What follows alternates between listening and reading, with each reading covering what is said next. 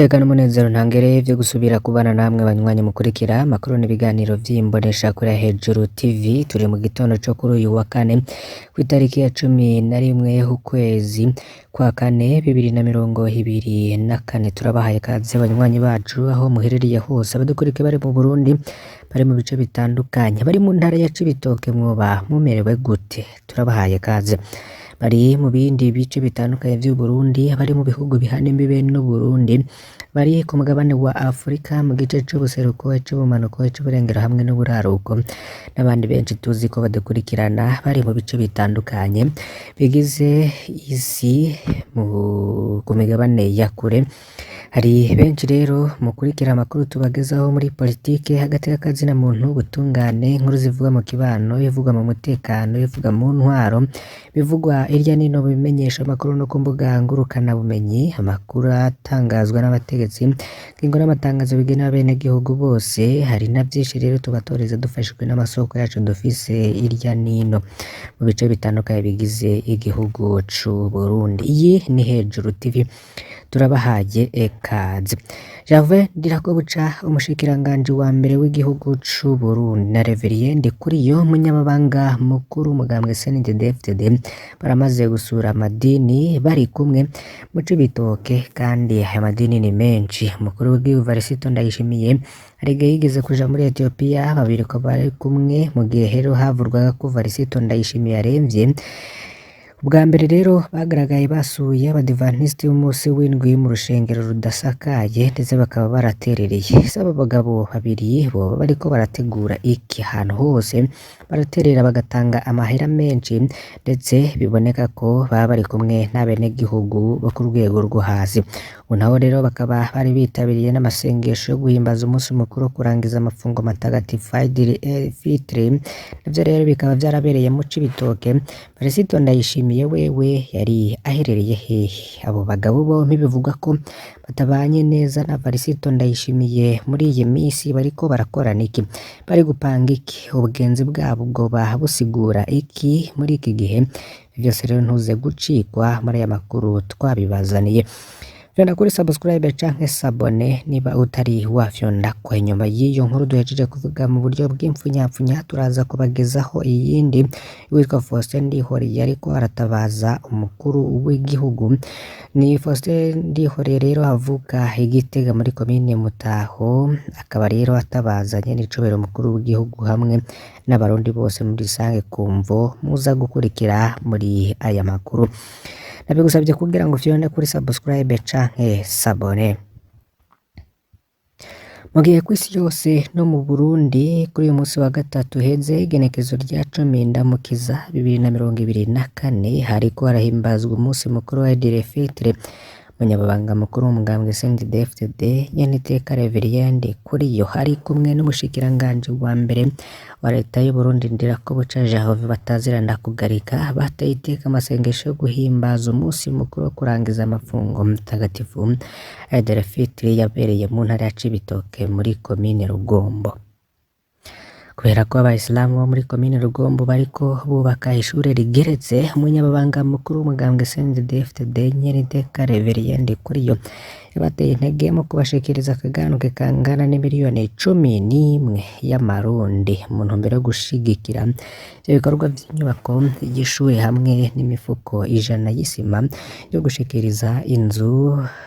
gushigikira inzu iriko yubakwa n'abakenyezi. Cegera c'urongoye umuryango w'abayisilamu mu Burundi nawe akaba ashima ibikorwa vya leta y'u Burundi n'ivy'umugambwe CNDD-FDD, aho bakenguruka ukungene bashoboye gutora umuti w'amatati ari mu muryango w'abayisilamu mu Burundi. Yongera asaba kubandanya babashigikira mu bikorwa vy'iterambere kugira abayisilamu batera imbere bisunze ambona kazoza y'u Burundi. Umushikiranganje wa mbere wa leta y'u Burundi nawe ni Jave Ndirakobuca akaba yaremeye ko bagiye gushigikira ivyo bikorwa kugira bubake bisunze mbona kazoza y'igihugu. Akaba rero yaciye atanga miliyoni 10 z'amarundi yo gushigikira ibikorwa vy'inyubako y'ishuri hamwe n'imiliyoni 3 yo gushigikira ibikorwa vy'inyubako y'inzu yubatswe n'abakenyezi bariko bubaka inzu y'amanama. Benshi bakabona ibikorwa vy'umunyamabanga mukuru wa CNDD-FDD Reverien Ndikuriyo hamwe n'umushikiranganji wa mbere wa leta y'u Burundi Gervais Ndirakobuca bariko barashira imbaraga hamwe bikaza bikurikira kandi n'ivyakozwe Reverien Ndikuriyo vyo kuba yarashitse kuri buri mutumba wose no muri buri komine yose agize igihugu aho na Varisito Ndayishimiye ubwiwe atari yashika. Benshi bakavuga ko umunsi umwe Varisito Ndayishimiye azokwikangura igihugu cafashwe. Ese abo bagabo babiri buba bariko barakora niki? N'ubwa gatatu bagaragaye bari kumwe kandi biboneka ko iyi minsi bafisanye ubugenzi mu gihe iyo bari kumwe baba bafise akamwemwe hagati yabo. Benshi bakibaza ko hari umupango boba bariko barapanga gukorera umukuru w'igihugu Varisito Ndayishimiye canke kuba bagira ibikorwa vyabo bakora ku ruhande. Ese nta mpungenge vyoba biteye? Nawe rero gira ico ushikiriza kuri commentaire. Hari uwitwa Faustin Ndihoreye avuka Igitega muri komine Mutaho ariko aratabaza umukuru w'igihugu mu nyandiko igira iti: jewe Faustin Ndihoreye mvuka Igitega muri komine Mutaho, ntabaje nyene icubahiro umukuru w'igihugu cacu hamwe n'abarundi bose muri rusange kumvo zikurikira. Uwitwa Honorable Gasunzu Pascal avuka muri komine Muhanga mu ntara ya Kayanza, ashaka kunyambura ishirahamwe ryanje ryitwa Bujoso. Intango ya vyose ni ingurane yaduhaye ingana n'imiliyoni 50 z'amafaranga y'amarundi. Kw'izina ry'ishirahamwe turaja kwa noteri twumvikana ko nzu yamusubiza inyuma y'amezi 2. Faustin Ndihoreye akabandanya agira ati: igitangaje ubu yahinduye avuga ko nawe ari mu banyamitahe akaba adashaka no kwakira ingurane yatanze.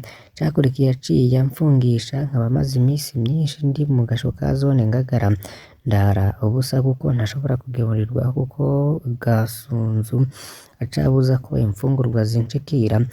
Ngabo mu kumfata naho haje abapolisi bo muri API ni igipolisi gicungera inzego bamfata kuwa mu igenekerezo rya 24 ukwezi kwa gatatu 2024 saha 3 z'ijoro tamutahe bafise. Aho hose yashaka ko ntotezwa mbere nce nicwa ni namara gutanga kode ya Bujoso kugira aronke urutonde rw'abakozi baronse akazi na viza zo kuja gukora muri Arabie Saoudite. Imana yarakinze kubera ko abo yari yarungitse bamwankiye gukora iryo bara.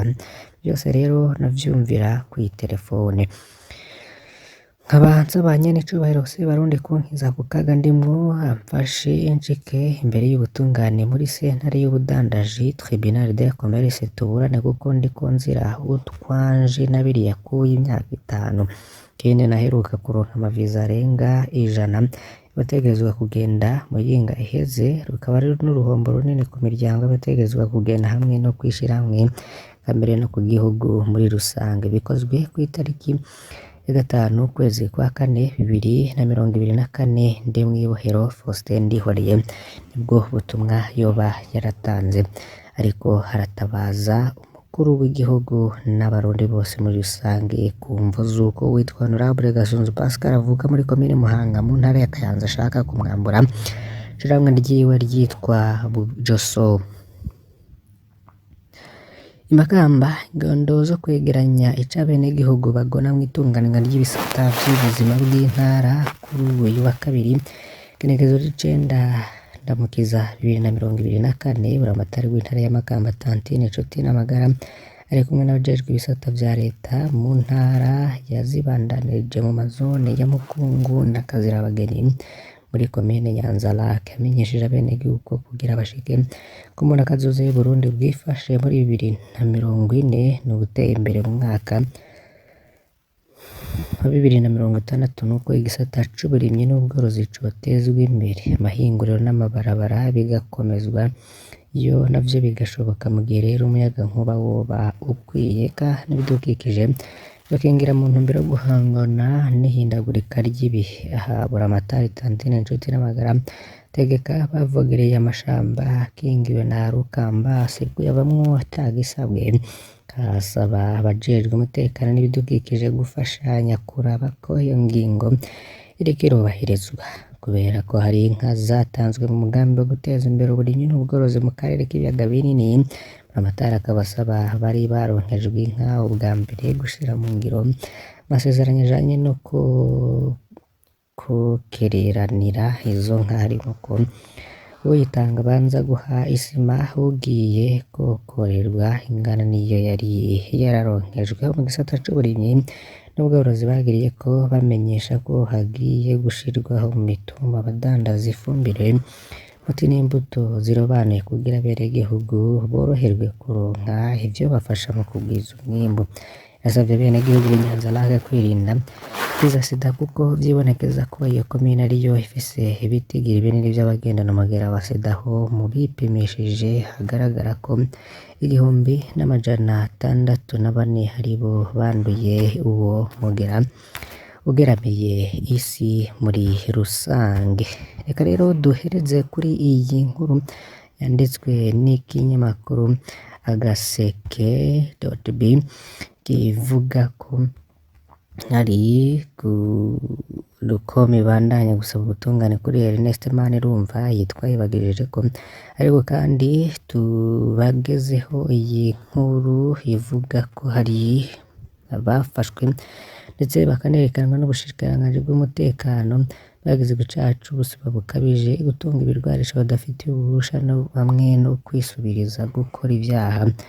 Umuvugizi w'ubushikiranganji mu vyo bujejwe harimwo umutekano Pierre Nkurikiye akaba yarabimenetse bamenyesha amakuru ku munsi wa kabiri kw'itariki y'icenda na Mukiza 2024. Pierre Nkurikiye yavuze ko abo bantu bari mu mirwi y'inkozi z'ibibi basanzwe bakoresheje inkoho, havuyemwo uwitwa Silivere Ndacayisenga. Abasigaye bose ngo bari bafashwe n'abajejwe umutekano barafunga kubera ububisha butandukanye.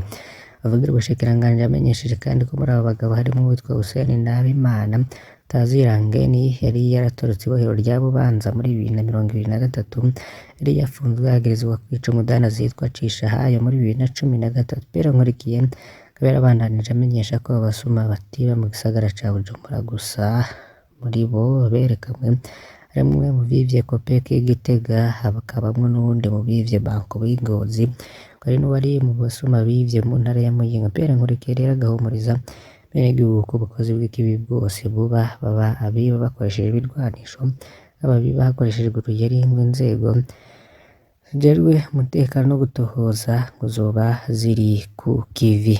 Tubakengurukire cane ko twabanye n'aya makuru, mbasabe kugira ngo ntimuze gucikwa kandi tubaza kubagezaho kuri uyu munsi wa kane kw'itariki ya 11 kwezi kwa kane 2024. Mane bahezagire.